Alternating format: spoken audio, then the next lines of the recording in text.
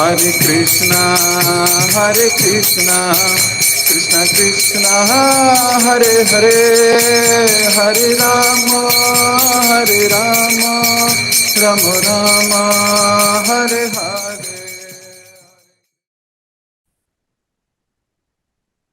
Krishna.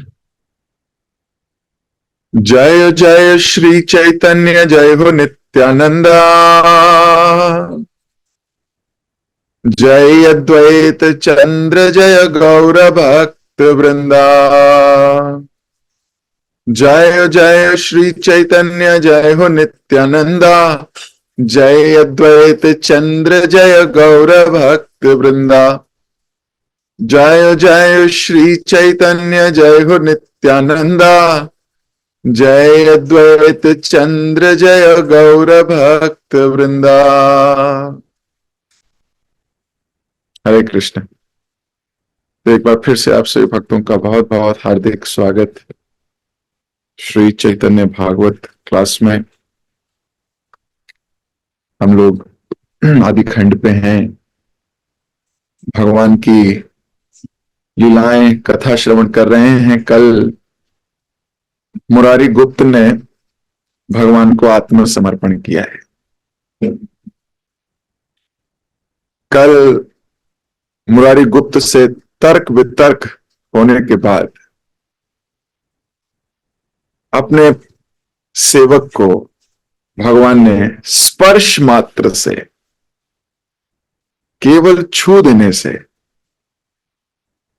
उसके हृदय में यह कामना जागृत हो गई कि मैं इनके प्रति समर्पित हो जाता, सम अर्पित, सब कुछ अर्पित। ये जो हमारी संस्कृत भाषा के जो शब्द हैं, ये हर एक शब्द पीछे की पूरी गाथा सुनाता है। किस प्रकार शरणागति स्वीकार कर ली मुरारी गुप्त ने। हालांकि मुरारी गुप्त का मन और चैतन्य महाप्रभु के मन दोनों के बीच में कुछ कुछ आज से पहले तक, यानी कि जब तक हमने पढ़ा उससे पहले तक थोड़ा विवाद ही रहता था। महाप्रभु छेड़ते रहते थे तो मुरारी गुप्त भी चुपचाप बोलते थे, इनसे नहीं बोलना है, इनसे बात नहीं करनी है ज्यादा।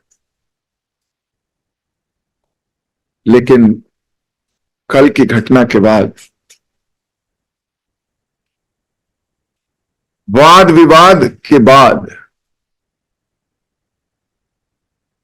मुरारी गुप्त ने पूरा आत्मसमर्पण कर दिया। मन में ये विचार आ गया कि मुझे इन्हें शरणागत कर देना चाहिए। दो प्रकार के भाव मनुष्य के जीवन में आते हैं जब वो हारता है ना। तर्क वितर्क में तो हार गया था। एक भाव आता है, देखा अब इनके सामने नहीं जाऊंगा, ये तो बेकार है। तर्क वितर्क में मैं ही छोटा प्रतीत होता हूं, मैं छोटा हूं, और ईगो है तो ये बर्दाश्त नहीं होता कि मैं छोटा कैसे हूं। जहां हमें बहुत छोटा प्रतीत होता है वो जगह में हमारा अहंकार हमें जाने नहीं देता, और जहां अहंकार को जीत लिया हो वो शरणागति स्वीकार करता है और महान बन जाता है। ये वास्तविकता में ये महानता तो मुरारी गुप्ता की है। सही बात। Murari Gupta is great personality. क्यों? अपने अहम को जीत पाया। जब हम शरणागत होते हैं तो अपने अहंकार को नौछावर करते हैं, अहंकार को दबा के, गिरा के, और फिर हम समर्पित हो जाते हैं। उसके बाद हम कोई प्रश्न नहीं पूछते, समर्पित हो जाते हैं। तो मुरारी गुप्त की कितना गुणगान किया जाए उतना कम है। भगवान के स्पर्श मात्र से ये चेंज आ गया है मुरारी गुप्त में। हमारे शास्त्र हमें कितना अपने जीवन से रिलेट करते हैं, कितना बहुत ही करुणामय है ये सारे शास्त्र। हमने यहां तक पढ़ा था, अब हम आगे इसमें पढ़ेंगे, मंगलाचरण करके इसको आगे पढ़ते हैं। ओम अज्ञान तिमिरांधस्य ज्ञानंजन शलाकया चक्षुरोन्मिलितं येन तस्मै श्री गुरुवे नमः। श्री चैतन्य मनोभीष्टं स्थापितं येन भूतले स्वयं रूप कदा मह्यं ददाति स्वपदान्तिकम्। वन्देऽहं श्री गुरु श्रीयुतपद कमलम् श्री गुरुन् वैष्णवांश्च श्री रूपं साग्रजातं सकल रघुनाथान्वितं तं सजीवम् सावधैतं सावधूतं परिजन सहितं कृष्ण चैतन्य देवम् श्री राधा कृष्ण पादान सगन ललिता श्री विशाखान्वितांश्च। हे कृष्ण करुणा सिंधु दीनबंधु जगतपते गोपेश गोपिका कांता राधा कांता नमोस्तुते। तप्त कांचन गौरांगी राधे वृंदावनेश्वरी वृषभानुसुते देवी प्रणमामि हरि प्रिये। वांछा कल्पतरुभ्यश्च कृपा सिंधुभ्य एव च पतितानां पावनेभ्यो वैष्णवेभ्यो नमो नमः। जय श्री कृष्ण चैतन्य प्रभु नित्यानंद श्री अद्वैत गदाधर शिवासदि गौड़ भक्त वृंद। हरे कृष्ण कृष्ण कृष्ण हरे हरे, हरे राम राम राम हरे हरे। हरे कृष्ण।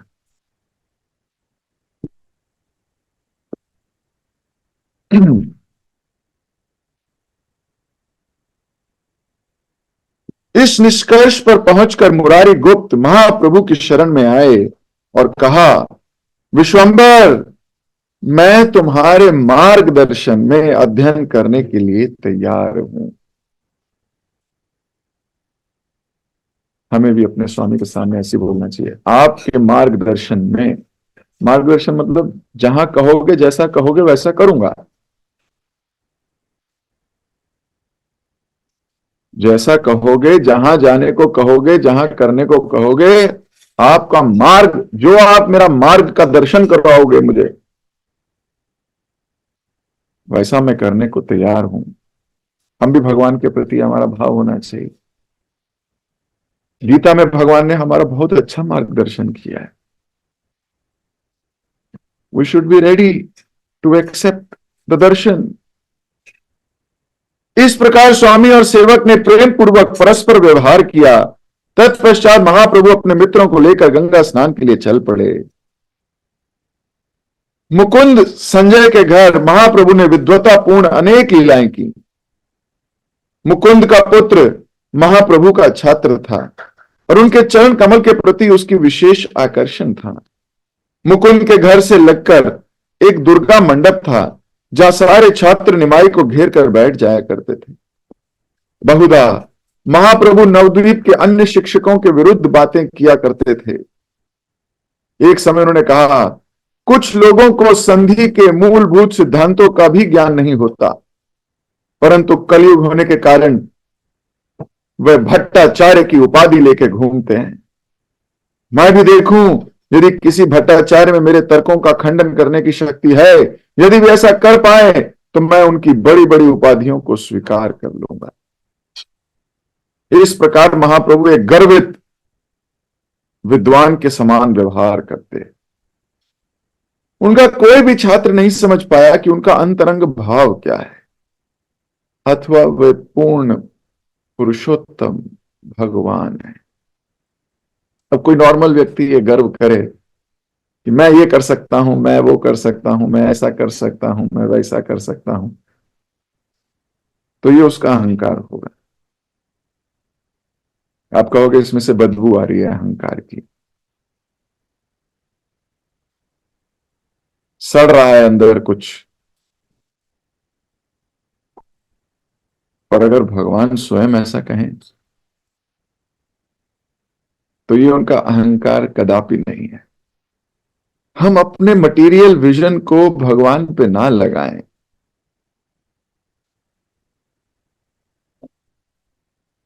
हमारा विजन ही मटेरियल है। हर चीज हानि लाभ भौतिकता से जोड़ के देखते हैं, हर चीज को भौतिकता से जोड़ के देखते हैं और भौतिकता के लेंस से देखते हैं। इसलिए कई बार बड़े कमजोर प्रतीत होते हैं। क्यों? क्योंकि vision is material, but when vision is spiritual, then you will see very differently. You need to have that vision. महाप्रभु भी गर्वित प्रतीत हो रहे हैं, लेकिन वो इन भाव से बिल्कुल ऊपर हैं। He is telling the truth. इस प्रकार महाप्रभु एक गर्वित विद्वान की समान व्यवहार करते, कोई समझ नहीं पाता कि उनका अंतरंग भाव क्या है। एक दिन सची माता ने ध्यान दिया कि उसका लाडला पुत्र एक सुंदर तरुण दिखने लगा है। अब महाप्रभु थोड़े जवान से दिख रहे हैं। यह देखकर वह निमाई के विवाह का विचार करने लगी। जैसे बच्चा थोड़ा बड़ा दिखने लगता है, माता पिता को थोड़ी सी चिंता होने लगती है कि अब इसका विवाह कर देना चाहिए। तो उसी प्रकार सची माता भी सोच रही है, अब तो इसका विवाह करने योग्य हो गया। अब क्योंकि पिता तो है नहीं, तो इधर मां का ही है। नवद्वीप में वल्लभ आचार्य नाम का एक अत्यंत प्रतिष्ठित एवं पुण्यवान ब्राह्मण रहा करता था। उसकी एक अत्यंत सुंदर कन्या थी जिसका नाम था लक्ष्मी देवी। वस्तुतः वह साक्षात सौभाग्य की देवी श्रीमती लक्ष्मी देवी का रूप थी। उसके पिताजी कुछ समय से उसके अनुरूप वर की खोज में थे। देवयोग से कुछ दिनों पूर्व गंगा के घाट पर लक्ष्मी देवी और श्री गौर सुंदर की भेंट भी हो गई थी। महाप्रभु तुरंत अपनी नित्य संगिनी को पहचान गए और उसे देखकर मंद मुस्कुराने लगे। लक्ष्मी देवी भी अपने नित्य स्वामी को पहचान गई। उसने उनकी स्तुति की और चरण कमल पकड़ लिए। इस प्रकार वे दोनों आनंद मग्न घर लौट गए। पुनः देवयोग से एक दिन वनमाली नामक एक ब्राह्मण सची माता के पास आया। आसन ग्रहण करने के बाद वनमाली आचार्य ने पूछा, तुम अपने पुत्र के विवाह पर गंभीरता से विचार क्यों नहीं कर रही हो? नवद्वीप में एक अत्यंत शुद्ध चरित्र वाले ब्राह्मण हैं। उनकी कन्या सौंदर्य एवं व्यवहार में साक्षात लक्ष्मी से रत्ती भर भी कम नहीं है। सची माता ने कहा, निमाई के पिताजी तो पहले ही गुजर गए। मैं चाहती हूं कि वह थोड़ा और बड़ा हो जाए और अध्ययन कर ले। तो अभी निमाई का रिश्ता आया है, और रिश्ता आया है किसके साथ? लक्ष्मी देवी के साथ ही। अब ये तो होना ही था। भगवान को लक्ष्मी से कोई अलग नहीं कर सकता, और अगर कुछ देर के लिए वो अलग प्रतीत भी हो तो पुनः मिलन गारंटी है। चाहे सीता मैया हो, लक्ष्मी देवी हो, कोई भी हो, वही तो भगवान की नित्य संगिनी है। लेकिन संसार में संसारिकता का सा व्यवहार करते हुए महाप्रभु जी रहे हैं, लेकिन पीछे से बहुत आध्यात्मिक प्रोसेस चल रहा है। अब रिश्ता आया है और मां ने कहा है कि अभी थोड़ा और पढ़ ले, अभी तो पढ़ रहा है, अभी तो हमारा बच्चा पढ़ रहा है, और इसके पिता है नहीं। तो मैं सोच रही हूं थोड़ा सा और अगर ये पढ़ ले उसके बाद विवाह करूंगी। यह सुनकर वनमाली निराश हो गया। जैसे ही वनमाली घर से बाहर निकला, विधाता की इच्छा से उसकी भेंट श्री गौरांग से हो गई। महाप्रभु ने पूछा, कहिए पंडित जी, कैसे आना हुआ? वनमाली ने कहा, मैं तो तुम्हारी मां से मिलने आया था। तुम्हारे विवाह का एक प्रस्ताव था, परंतु ना जाने क्यों तुम्हारी मां उसमें अधिक रुचि नहीं दिखाती। निमाई पंडित ने कोई उत्तर नहीं दिया। उन्हें प्रणाम करते हुए मुस्कुराते हुए घर के भीतर आ गए। निमाई ने अपनी मां से पूछा, मां, तुमने उस बिचौलिए ब्राह्मण से क्या कह दिया? बड़ा निराश दिख रहा था। भला ऐसा क्या हुआ? वास्तव में सची माता का मन अत्यंत प्रसन्न था, क्योंकि वे अपने बेटे के मन की बात समझ चुकी थी। इतने में मां को समझ में आ गया कि सब झोलझाल है। मेरा बेटा भी चाहता है कि विवाह हो जाए।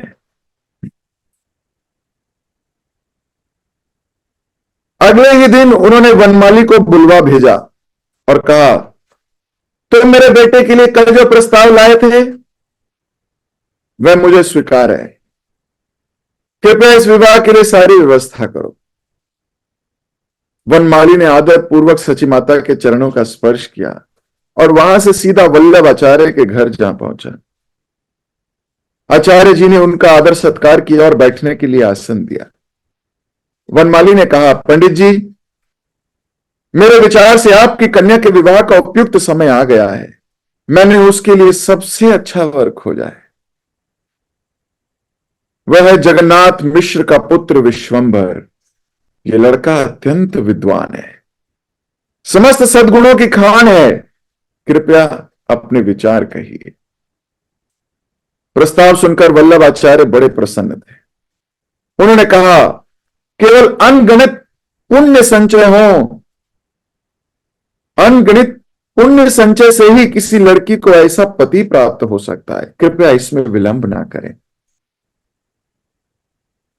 सब आवश्यक तैयारी आरंभ कर दें। बस एक ही बात है जिसे कहने में मुझे थोड़ा संकोच हो रहा है। मेरे पास दहेज में देने के लिए कोई मूल्यवान वस्तु नहीं है। अपनी कन्या के साथ मैं दान में केवल 5 हरित की फल ही दे सकता हूं। कृपया लड़के की मां को यह बता देना। तो बोल रहे, मेरे पास कुछ नहीं है देने के लिए। वनमाली वल्लभ आचार्य के व्यवहार से अत्यंत प्रसन्न हो गए। सुखद समाचार सुनाने के लिए तुरंत सची माता के घर आए। लड़की के पिताजी राजी हो गए हैं। उन्होंने कहा, बस अब एक अच्छा सा मुहूर्त निकालकर यह कार्य यथाशीघ्र संपन्न करवा दीजिए। यह बात आग की तरह नवद्वीप में फैल गई। जिसने सुना उसे आनंद हुआ। विवाह की तैयारी में सहायता करने के लिए सब लोग आगे आने लगे। कितनी सुंदर बात है। विवाह से पहले अधिवास नामक एक विशेष रस्म की जाती है, जिसमें पेशेवर गायक और नर्तक अपने कार्यक्रम प्रस्तुत करते हैं। श्री गौरांग महाप्रभु सभा मंडप के बीच में विराजमान हुए। चारों कोनों में ब्राह्मण पुरोहित वैदिक मंत्रों का उच्चारण करने लगे। वल्लभाचार्य भी इस रस्म में भाग लेने के लिए आए थे। अंत में ब्राह्मणों को इत्र, चंदन, पान तथा पुष्पहार दिए गए। विवाह के दिन सूर्योदय से पूर्व निमाई ने अपने पूर्वजों को आहुति दी। पूरा वातावरण नाच गाने की ध्वनि से गूंज रहा था और विवाह मंडप पतिव्रता स्त्रियों तथा अन्य अतिथियों से भर गया था। सची माता ने इन स्त्रियों को फल, धान्य, तेल तथा अन्य भेंट देकर संतुष्ट किया। अनेकानेक देवगण अपनी पत्नियों के साथ मनुष्य रूप लेकर इस विवाह समारोह में भाग लेने आ गए थे। वल्लभाचार्य ने भी अनेक मंगलदायक रस्में पूरी की। महाप्रभु का विवाह हो रहा है। सोचिए, परम पुरुषोत्तम भगवान अपनी भार्या से मिल रहे हैं। संसार का कौन ऐसा प्राणी होगा जिसको मालूम है ये भगवान है और वो इस उत्सव में ना जाए। देवता लोग भी भेष बदल बदल कर वहीं प्रकट हो रहे हैं। संध्या समय सूर्यास्त से ठीक पहले शुभ मुहूर्त देखकर निमाई पंडित वल्लभाचार्य के घर पहुंचे। प्रत्येक व्यक्ति मानो आनंद की तरंगों में बह रहा था। वल्लभाचार्य ने महाप्रभु को एक आसन दिया और फिर अत्यंत प्रसन्नता पूर्वक अपनी पुत्री लक्ष्मी देवी को ले आए। लक्ष्मी देवी सुंदर आभूषणों तथा वस्त्रों से सजी थी। भगवान श्री कृष्ण के पावन नाम के कीर्तन से पूरा वातावरण गुंजायमान था। लक्ष्मी देवी ने निमाई की 7 प्रदक्षिणा की और मन ही मन प्रार्थना करते हुए उनके निकट बैठ गई। जब वर और वधू द्वारा एक दूसरे को देखने की रस्म का समय आया तो लोगों ने हर्ष उल्लास दोनों पर फूलों की वर्षा की। भगवान नारायण श्री गौरांग महाप्रभु के रूप में प्रकट हुए थे और लक्ष्मी देवी ने उनके चरण कमलों पर फूलों की माला अर्पण की। सोचिए, एक वाइफ कितने आदर, सत्कार, प्रेम, सौहार्द के साथ मन ही मन से भी उनकी पूजा कर रही है और प्रत्यक्ष रूप से भी। ये जो हृदय में ये प्रेम का सागर है ना, ये इसके ऊपर अनर्थों की चट्टानें बनी हुई हैं। हम सबके हृदय में बहुत प्रेम है भगवान के प्रति, भक्तों के प्रति बहुत प्रेम। लेकिन ऊपर काम, क्रोध, लोभ, मोह, मध्य मात्सर्य की चट्टानें हमें इसका शीतल जल स्पर्श नहीं करने देती।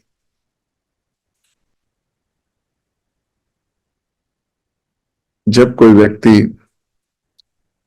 भगवान और गुरु की कृपा से इन चट्टानों को तोड़ना शुरू करता है, तोड़ता है, जब तोड़ता है तो दर्द होती है। चट्टान को प्रेम से, फूलों से नहीं तोड़ा जाता, छेनी हथौड़ा लेना पड़ता है। सच्ची बात है। जबरदस्त बुलडोजर चलाने पड़ते हैं।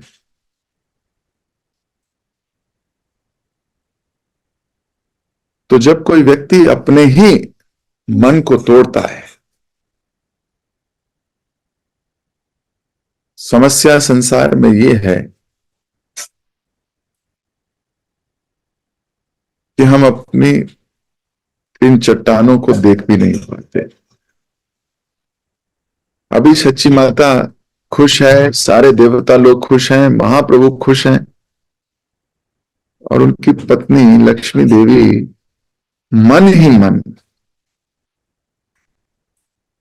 भगवान को इतना सम्मान प्रदर्शित कर रही है कि शरीर भी उसी तरफ जा रहा है। हम तो बाहर से अंदर की तरफ जाते हैं। इतनी मेहनत कर रहे हैं कृष्ण को लुभाने की, सुबह नींद त्याग करते हैं, फिर हमारे अहंकार को पिटाई भी रोज होती है चैतन्य भागवत या श्रीमद् भागवत की क्लासेस में। नित्य भागवत सेवया, हर स्टेट में, जिस स्टेट में से गुजर रहे हैं, भागवत हमें ही पिटाई कर रही है।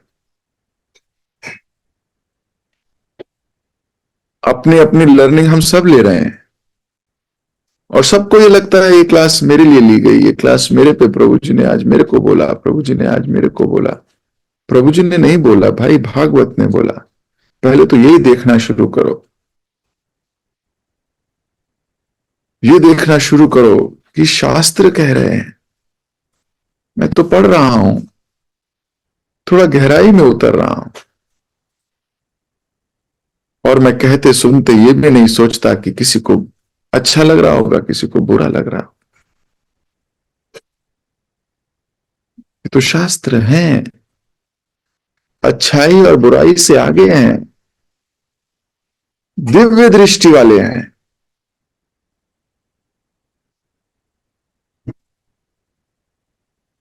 सची माता के घर जो आज प्रसन्नता का माहौल है, लक्ष्मी देवी के हृदय की जो प्रसन्नता है, हृदय की प्रसन्नता बाहर आ रही है। हम तो पहले बाहर से करते हैं ताकि अंदर जाए। हमें बाहर मेहनत करनी पड़ती है, क्यों? क्योंकि अनर्थ फंसे हुए हैं। हमें अपने शरीर को जबरदस्ती भगवान की सेवा में लगाना पड़ता है। मन नहीं मानता। कहां मानता है? तो हम क्या करते हैं? हम जबरदस्ती जबरदस्ती करो अपने साथ, कोई प्रॉब्लम नहीं है, जबरदस्ती करो। क्योंकि ये जबरदस्ती जो है, यही आपके 6 के 6 अनर्थों को तोड़ने का काम करेगी। इसलिए जब अपने को मारो, अपने को पीटो, अपने मन को, खुश रहो। बोलो, आज मेरे मन की पिटाई हुई है, बहुत अच्छा लग रहा है मुझे। मन कहेगा पागल हो गया है।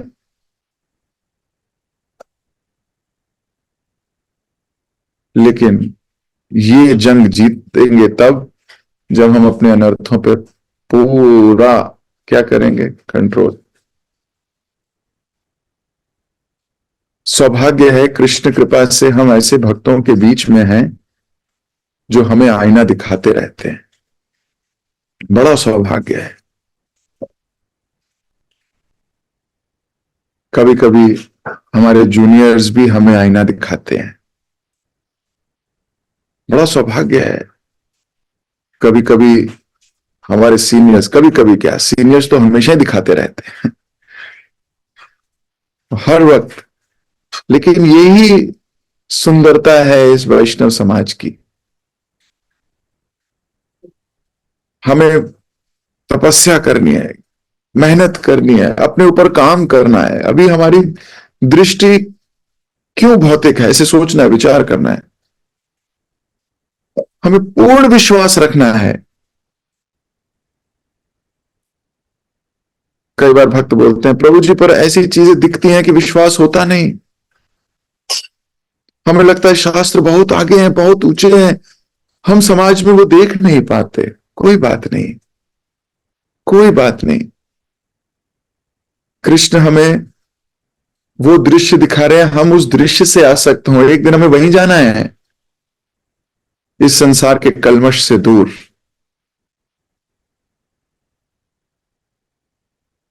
इस संसार के कलमश से दूर, ऊपर भगवत धाम में 100% प्योर चीजें मिलेंगी, इसमें कोई दो राय नहीं।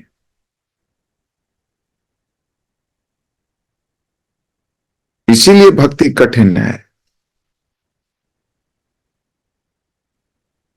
तो हमको बहुत positively, very positive spirit, very positive spirit we have to accept.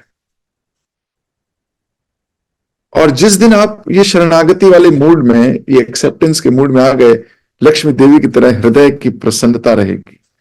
आपका शरीर अलग ही भाव में आ जाएगा। तो यहां कहा गया भगवान का विवाह उत्सव हो रहा है, विवाह उत्सव। कितनी खुशी की घड़ी होगी उन सब लोगों के लिए जो प्रेम करते हैं। सोचो, देवता तक प्रकट होके आ गए हैं और देख रहे हैं लीला को। वो 7 चक्कर लगा रही है वाइफ है लक्ष्मी देवी। और लक्ष्मी देवी को कैसा प्रतीत हो रहा होगा, सोचो। इतने समय के बाद, अभी तो ऊपर करती थी, अब नीचे आ गए भगवान स्वयं। तो बड़े दिनों से बिछड़ी हुई है और फिर बड़ी होने का वेट कर रही है। बड़ी हो गई, फिर बिचौलियों को भेजा है, बिचौलिया माने नहीं, उसके बाद फिर मान गए, उसके बाद फिर अब विवाह हो रहा है। कितनी प्रसन्नता से ये विवाह की घड़ी है। क्या लक्षण होने चाहिए वाइफ के, और कैसा होना चाहिए वर।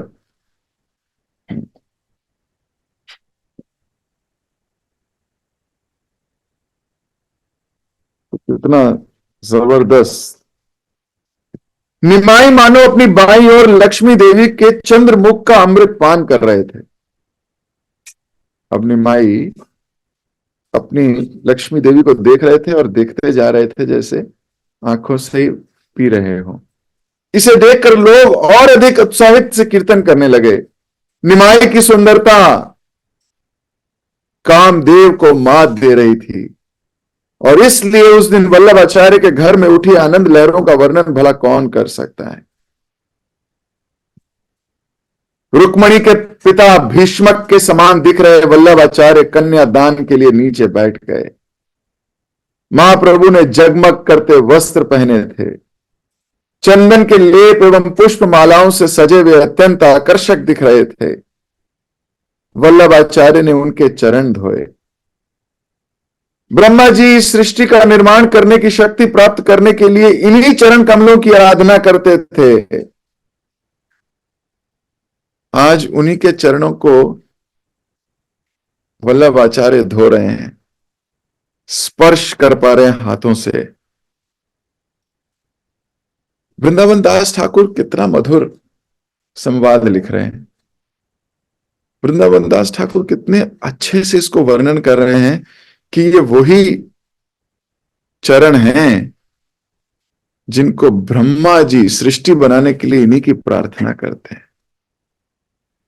कितना स्पिरिचुअल विजन है ना हमारे शास्त्रों में। How much spiritual they are and what wonderful vision they give. How to see, हमें देखना कैसे है, देखना कैसे है। तो वल्लभाचार्य अपने दामाद है तो दामाद ही, अब शारीरिक रिश्ते से क्या है दामाद, ये हुआ शारीरिक विजन। आजकल भी लोग औपचारिकताएं करते हैं ऐसी, कुछ कुछ ऐसी रस्में रिवाज बने हुए हैं, पर वो केवल रस्में रिवाज की तरह हैं। रिवाज है, ऐसा करना है, लेकिन उसके पीछे की भावनाएं नहीं है। इसलिए भक्तों को बार बार रोज अपने आप को पिटाई करनी पड़ती है। भागवतम सुनते हैं या चैतन्य भागवत सुनते हैं कि मैकेनिकल नहीं होना, हमारा जब कहीं मैकेनिकल तो नहीं हो गया। हम डीटी वर्शिप कर रहे हैं, भोग लगा रहे हैं, तो कहीं मैकेनिकल तो नहीं हो गए, कहीं रिवाज बन गया हो बस, जैसे हर घर का रिवाज है वैसे कहीं हमारा भी रिवाज तो नहीं बन गया। लेकिन पीछे की भावनाएं हैं। अभी वल्लभ भट्ट वो पैर धो रहे हैं, लेकिन उसके पीछे ब्रह्मा जी का भावना जागृत है। किन चरणों को तो ब्रह्मा जी भी पूजते हैं। मेरा क्या सौभाग्य है। ये जो एक्टिविटी के दौरान जो हमारी सोच है ना, ये बहुत इंपॉर्टेंट है। और ये मन नेगेटिव करेगा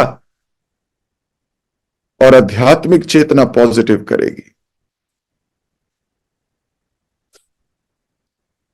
मन तो आपको ये कहेगा जो आप कर रहे हो वही ठीक है। मन का काम यही है, आपको बड़ा दिखाना। और एक आध्यात्मिक पुरुष जो आपके हृदय में जी रहा है,